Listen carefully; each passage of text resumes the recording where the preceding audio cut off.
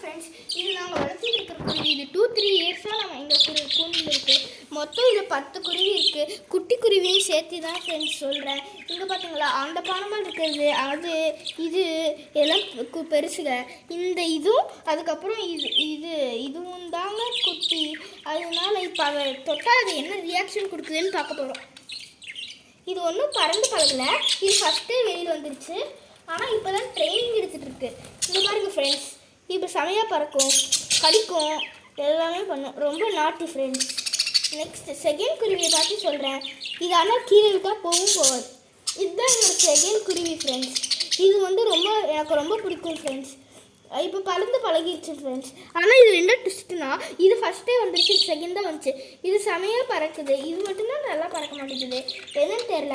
உங்களுக்கு இதோட ரீசன் தெரிஞ்சுன்னா கமெண்ட்ஸில் சொல்லிடுங்க. அப்படியே லைக் பண்ணி சப்ஸ்கிரைப் பண்ணிடுங்க. பாய், நெக்ஸ்ட் வீடியோவில் பார்க்கலாம்.